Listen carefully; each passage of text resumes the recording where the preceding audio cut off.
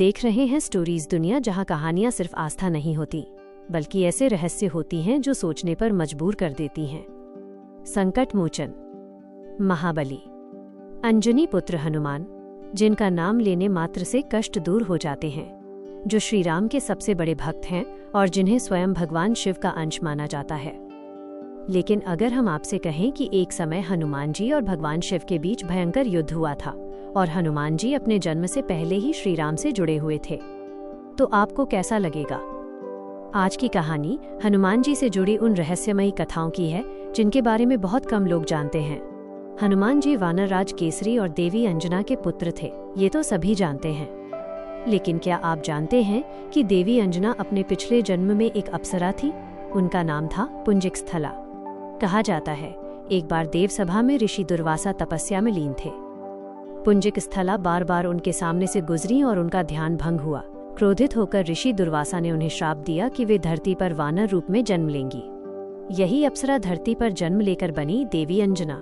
उन्होंने वानरराज केसरी से विवाह किया और वर्षों तक कठोर तपस्या की।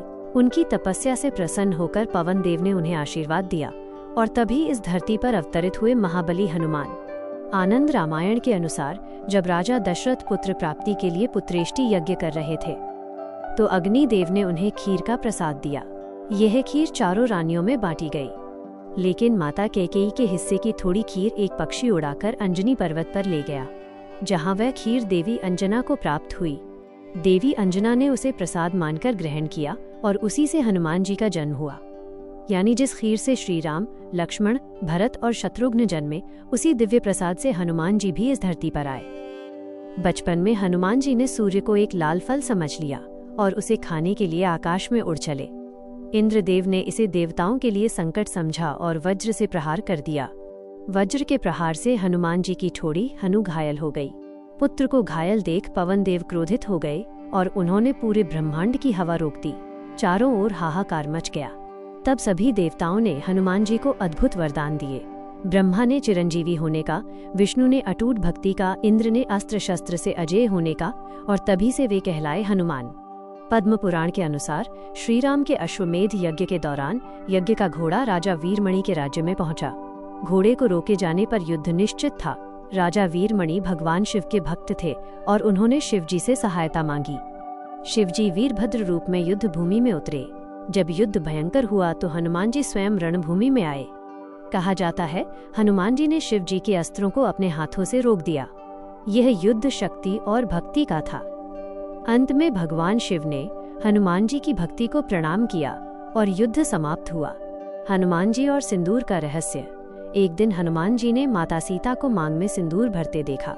जब कारण पूछा तो सीता जी बोली, यह श्री राम की लंबी आयु के लिए है। हनुमान जी सोच में पड़ गए और कुछ देर बाद जब वे लौटे तो उनका पूरा शरीर सिंदूर से ढका था। हनुमान जी बोले, जब एक चुटकी सिंदूर राम को लाभ देता है तो पूरा शरीर क्यों नहीं? ये देखकर श्री राम भावुक हो गए और वरदान दिया, जो मेरे हनुमान के सिंदूरी रूप की पूजा करेगा उस पर मेरी कृपा सदा बनी रहेगी। महाभारत के युद्ध में हनुमान जी अर्जुन के रथ के ध्वज पर विराजमान थे। पूरा युद्ध उन्होंने अर्जुन और रथ की रक्षा की। युद्ध के बाद जब हनुमान जी चले गए तो अर्जुन का रथ तुरंत जलकर राख हो गया। तब श्री कृष्ण ने कहा, ये सब हनुमान जी की शक्ति से ही संभव हो पाया। हनुमत रामायण, जो दुनिया ने नहीं देखी, कहा जाता है वाल्मीकि रामायण से पहले हनुमान जी ने अपने नाखूनों से हिमालय पर राम कथा लिखी थी। जब ऋषि वाल्मीकि ने यह देखा तो वे दुखी हो गए। हनुमान जी ने उनका दुख समझकर अपनी लिखी रामायण नष्ट कर दी और वो कथा हमेशा के लिए गायब हो गई। आज भी जब जब राम कथा होती है, कहा जाता है हनुमान जी किसी न किसी रूप में वहां उपस्थित होते हैं। ये थी हनुमान जी से जुड़ी कुछ अनसुनी रहस्यमयी कथाएं। अगर आपको ऐसी कहानियां पसंद हैं तो वीडियो को लाइक करें, चैनल को सब्सक्राइब करें और कमेंट में बताइए आप कौन सी कहानी अगली सुनना चाहते हैं। आप देख रहे थे स्टोरीज दुनिया।